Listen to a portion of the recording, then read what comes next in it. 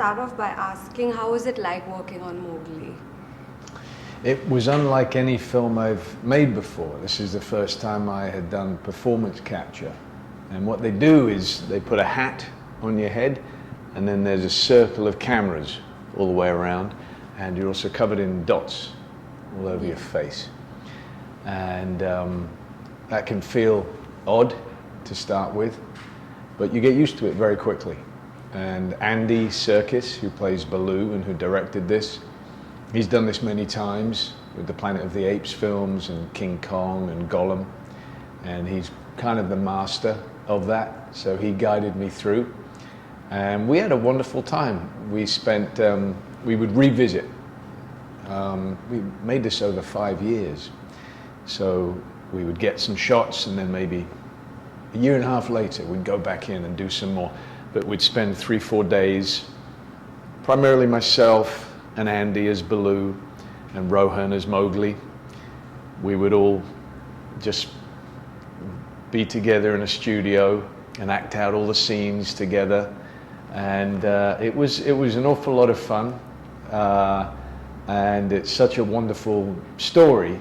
So, talking about Andy, he's mentioned that this story, this film, is kind of a darker interpretation or towards the darker side as compared to the other films that have been made. So, talking about your character in specific, how do you, what is the difference in this film in comparison to all the others that have been made?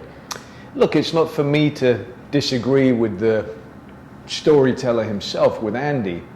I don't see it as being dark myself.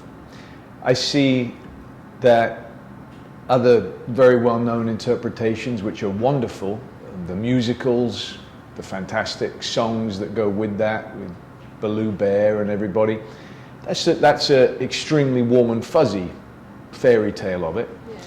This one is still a wonderful fantasy, and there's great joy and adventure in it, of a boy who truly gets to run with the wolves and be wild and tap into that, inner nature that I think we all have and we all long for. But it does, as Kipling's writings do, it does explore the consequences as well, and therefore has some very significant life lessons within it, and contradictions that are troubling. But what I think Andy has done in Kipling's footsteps is he's managed to make it both incredibly entertaining, if you want to watch it just for that joy, and kids can enjoy it for that. My kids really enjoy the film. But then for myself and my wife, there are also deeper meanings beneath it, if you wish to consider that as well. I think it's a really beautiful piece. Yeah. So has this film been the introduction to India as well? Have you traveled around? Have you been here before? I was here before in 2011 in Rajasthan, in Jodhpur. We shot some of the Dark Knight Rises here. But then in hearing that we had the chance to come back, I did bring my family, and we spent a few days here, and we went to the Golden Triangle until we arrived here in Mumbai and had an extraordinary time here. Yeah, it's nice. Also, given your filmography, what are the kind of projects that you're attracted to now? Something that excites you now? What are you attracted to? I think it's a very interesting time for filmmaking.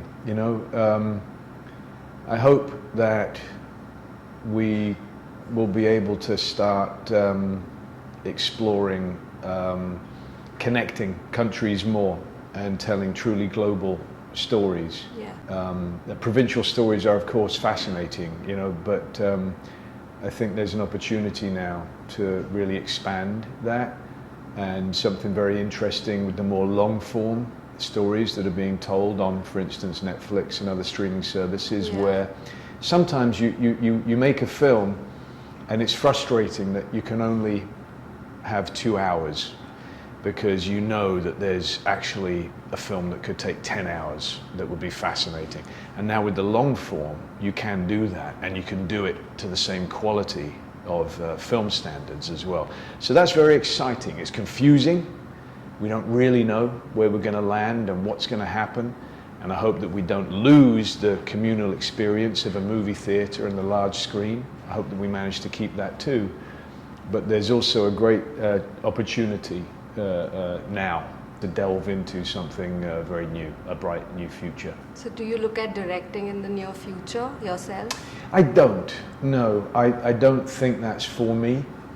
I don't have a good enough background in my knowledge of film is not good enough. I do believe that as a director, you are having an endless conversation with other films. That's not what I do. I like people. I like observing people.